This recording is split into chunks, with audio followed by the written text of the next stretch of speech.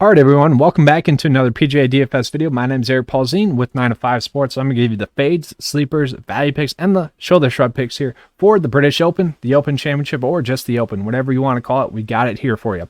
Just a little refresher for those of you that are new coming in.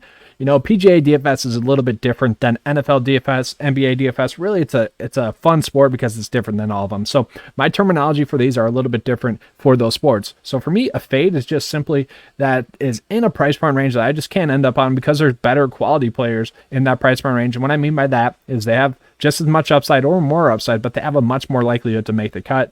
For me, you know, you do want to favor those players that are going to give you 6 for 6 across the column. So we'll mention that for the fades. Get into the sleepers. The sleepers are those players that, you know, you really don't want to play all too much, but you want to play a little bit of them because they have that upside to potentially go on and win or top 10. You know, those are going to be the guys that you're playing about 10% or less of your builds. Shoulder shrug picks are kind of similar to that of how they grade out to sleeper picks, but shoulder shrug picks are going to be those guys that, you know, you kind of end up at the end of your build and you're like, you know, I'm fine with it. Those are the guys that if you just don't want to change the rest of your build, you end up on them and you're fine with it.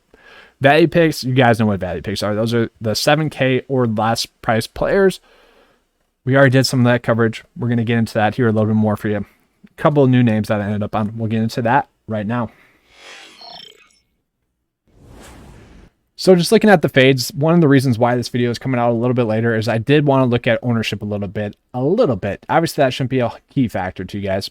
Do want to mention I do have this new tool at 9 to 5 Sports, revamped dashboard here for you guys. Once you single select a player, it just kind of defaults to red here. Just want to pull that up for you guys. It goes based on this scale then.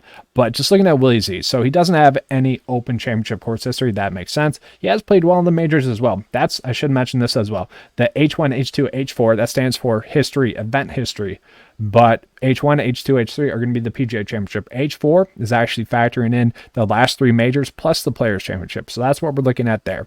He's not a bad stat fit. Actually ranks top 20 stat fit wise. Course history rank, yeah, he's top 10 in that because of that strong major history. Not a bad pick. I do worry that he is coming off of a miscut at the US Open. Hasn't played all too well recently. 72% chance to make the cut. That's fine, but let's just compare him to some of the other players in his price point range real quick that I would much rather pick. So just starting it off, we go into that mid-tier price point range. I like Patrick Cantlay. I like Patrick Reed a little bit better. Those are 2 players I'll bring up here in a second as well, but you got Paul Casey there. Paul Casey really just checking all the boxes. Just to echo it a little bit more, Paul Casey, he ranks top 5 in both strokes gained total in windy conditions and in link style courses in the 2021 PGA season. Crazy there. Much rather pay him. And then you got like Tony Finau down here. Even I like him. You go even lower, like Scottie Scheffler, Adam Scott, Justin Rose. I don't mind. So for me, it's just tough to end up on Willie Z because he's a little bit too risky. Once again, going with that safety and upside. I do have Patrick Cantlay and Patrick Reed still pulled up because I think Terrell Hatton's going to be a fade for me, guys. Willie Z's sitting at about 10% ownership. Terrell Hatton's sitting about 15% ownership. And I think that's a little bit due to like England narrative there for Terrell Hatton. And I do think that we can use that as like a 50-50 decision maker. So if you personally were deciding between like Patrick Cantlay, Patrick Reed, and Terrell Hatton, and you wanted to favor Hatton because of the England ties, I get that. I'm not going to go that route. For me, I'm worried about Terrell Hatton. He has a 69% chance to make the cut. Recent form's been a little bit iffy, I guess, if you will. We look at his recent starts at the Open Championship, 6th, 51st, miscut, and he hasn't played all too well in the majors as a whole this season or the Players Championship. Do worry about that with Terrell Hatton. I don't mind him as a pick. It kind of hurts me to have to fade him, but that's just kind of the week that we have because, well, I already mentioned Patrick Reed, Patrick Cantlay, Paul Casey I'd much rather play. We go up a little bit more. I'd much rather play Colin Morikawa, Louis Oosthuizen, Justin Thomas, Jordan Spieth. Just don't see how we'd be able to end up on Terrell Hatton. It's kind of strange that he's looking like he's going to be top 5 most owned on this slate. All right, so kind of a rule in PGA DFS is that when a value play is chalk, you should fade them. That's looking like it's going to be Sam Burns. And I know chalk is kind of a relative term. I posted this on Twitter last week. I'm like, what is chalk considered? And DFS Tavern actually summed it up pretty well. Pretty much up until the value tier, chalk is considered like 20% or more owned. Once it becomes into the value tier, then chalk's a little bit different. Anything really over 5% is kind of considered chalk for a value play, but really it's a loose term in PGA DFS. Just kind of throwing that out there as well. Sam Burns, though, this week is sitting at 7% ownership. So for a value pick, yeah, he's probably chalky. I would consider that chalky. We look at it, 51% chance to make the cut. That's really not bad for a value pick at all. Actually, I really like that for a value pick. Top 31 staff hit, ranks top 53 in the model. To get a guy that's top 53 in the model, 51% chance to make the cut at 6.3, that's pretty darn good. Okay, I don't mind that. But what I do worry about, missed a cut at the US Open, only top 15 finish recently. I know he's had that upside, but if he's going to be chalky and still kind of a risky play, I just don't see how we end up on him, especially given the fact that we really don't have to dip into that value tier. That's what worries me this week about Sam Burns. And then get into the last fade. It's going to be Tommy Fleetwood. Let's pull him up. So Tommy Fleetwood, he has made the cut in his last 2 starts on tour. That's pretty good. He has been trending in the right direction. We do like that with him, but he's sitting about 10% ownership. I think that's going to be mostly due to the fact his England ties once again. Has played well at the Open Championship in the past. 2nd, 12th, 27th. Okay, that's nice as well. Majors recently, though, he hasn't played well. 8K is not too bad of a price point. Really, I see him more as a sleeper pick. Someone you would maybe want to play a little bit. 10% is probably what I'd want to play him in my lineups. But at 8K, there's just some other players in that same price point range that I think I would rather play. Just kind of echoing it once again. Paul Casey's one of those players. Scotty Scheffler, M. Scott, Justin Rose, Matt Fitzpatrick, Shane Lowry. Those are some names I'd rather play a little bit more than Tommy Fleetwood. I just think his ownership's a little bit too high, and I could see it getting higher as the week goes on. Now we're going to get into some of the sleeper picks. So I do want to start off with Alex Noren. Alex Noren's kind of popping up for me, guys, this week. And let's just compare him to a couple of the other sleepers as well.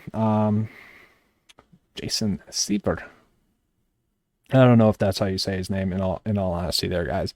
And then Alex Noren. I only have 2 sleepers for you guys, in all honesty. So that's kind of part of the problem this week, I guess, is there's not enough sleepers because either they're standing out as plays or they're kind of shoulder shrug plays. And I'll get into some of those shoulder shrug plays here in a second. So looking at the sleeper picks, Alex Noren has played well at the Open Championship in the past. He's casually been playing well as well. Did miss a cut at the John Deere Classic, potentially looking ahead. That's what you always worry about with those events prior to a major. Has dominated, though, guys, in those events. 17th in course history rank. That is pretty solid. Recent form rank actually ranks top 36 this week as well, even coming off of that missed cut. So once again, I think he was just kind of looking ahead. Has a 55% chance to make the cut. I'm fine with that, given the fact that he does have that good course history. Or event history. I kind of want to roll with him. And then just looking at Jason, I should have looked up how to say his name. I don't mind him. So we got to dive down into a little bit more than what we're showing here. That's the problem with some of these European Tour players. He's made 9 out of 11 cuts. If you just pull up the DraftKings list there, that's pretty good. But if we look at his last 5 starts, 3 of those finishes on the European Tour have been top 10 finishes. We like to see that. Then also, he did have a top 25 finish at the most recent major, which was the PGA Championship. That's pretty spectacular. And then just kind of throwing it out there, he does rank top 10 in that major category as well, but that's mostly due to that solid finish there at the PGA Championship. Once again, I don't like to go through it and change my data at all to skew it at all. That's why he's popping up, because we have a limited sample size on him, but still at 6.3, I think he's going to be much more worth the risk than Sam Burns is. I think he'd be a great pivot for him, and that's why I also brought that up. So now we're going to get to some of the sleeper picks. The shoulder short picks. The shoulder short picks to me are pretty much sleepers if you want to categorize them as that, but a little bit different. So we're going to start off with Jason Kokrak. I think Jason Kokrak is a pretty solid pick this week as a whole. I've just been struggling to end up on him. So we look at it, made the cut at the PGA Championship in 2019, missed cut the year prior to that, has been so-so in majors and the Players Championship, but he's a decent stat fit. He's a good putter, has been struggling around the green, but short swing approach, top 55 in that, 7th in ball striking. Recent form has been stellar, top 20 of that, ranks top 40 in the model, 59% chance to make the cut at 7.2. I think that's going to be worth the risk. If you end up on him as the 5th or 6th player in your build, I'm fine with it. You kind of just shoulder shrug and you move on from that. Looking at another player, we're going to get into 2 European Tour players. We got Bobby Mack Robert McIntyre, if I can spell it. And then we got Seabass as well. Christian Bezuidenhout. So these two, I do like a decent amount now. Christian Bezuidenhout, Seabass, has been playing pretty well in the Europe or on the PGA Tour. 11 straight make cuts in a row. We like to see that. Has a 56% chance to make the cut. That's fine, but ranks top 12 in recent form rank. He's a guy at 7.4 where if you end up on him, I'm perfectly fine with that. Same thing with Robert McIntyre. He's made the cut in his last 4 starts. They both had a top 35 finish at the U.S. Open. We like to see that. Robert McIntyre is a guy that played well last year or 2 years ago at this event. So yeah, I like both of these guys a decent amount. Given their price points, to me, they make a decent amount of sense. All right, so now just diving down into that value tier, kind of echoing what I touched on Monday's video, the much more in-depth video.